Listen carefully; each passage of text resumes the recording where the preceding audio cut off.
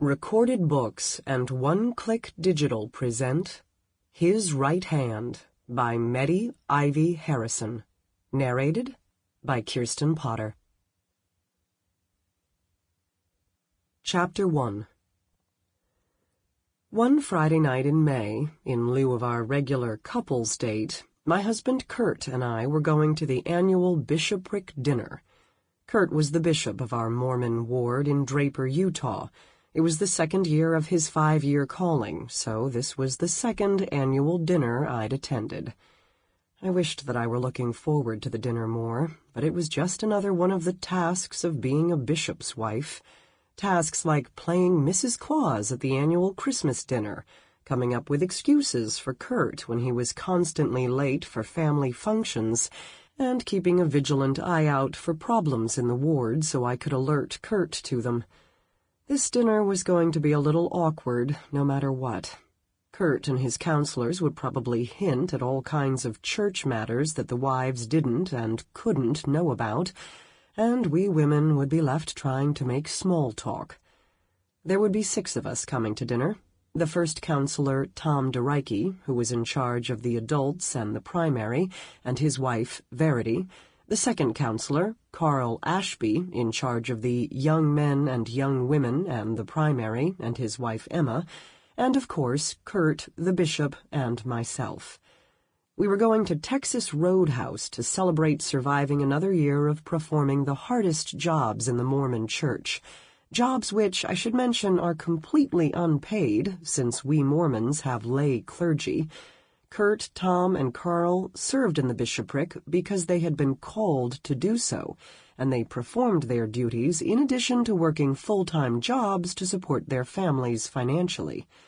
As a bishop, Kurt was in charge of making sure that the whole ward was staffed, officiating at funerals and weddings, organizing the finances of the ward, conducting annual spiritual wellness interviews for all the youth, and holding church courts for discipline issues. He did 1,000 other things, but those were the ones that he couldn't delegate to his counselors.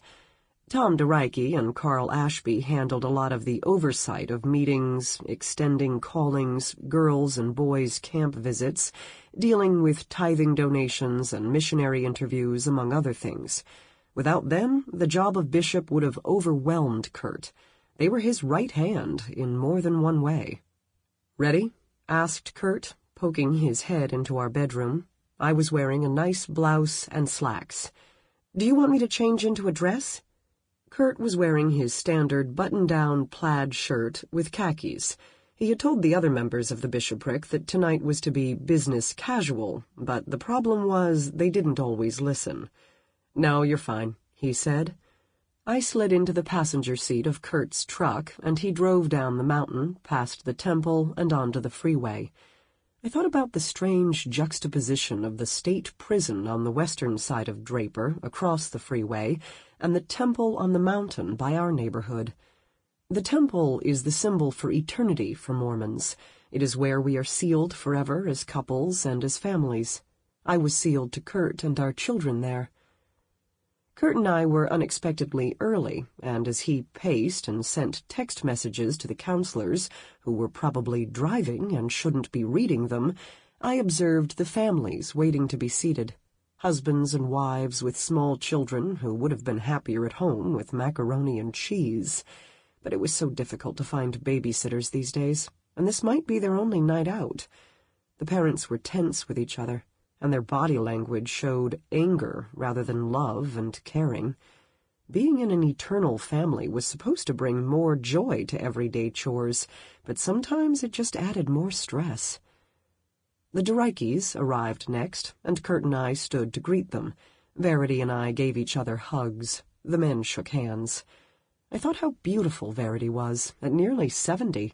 Her hair was perfectly white, and she wore it long, nearly to her waist. She had strong cheekbones that seemed to get better with age. Tom was slightly shorter than she was, which always struck me as unusual. The waitress came over shortly after 6 and asked if we wanted to be seated and order appetizers or drinks. Kurt said that we would wait until the rest of the party arrived. He texted Carl Ashby again, then tried him on the phone. No response. Sample complete. Ready to continue?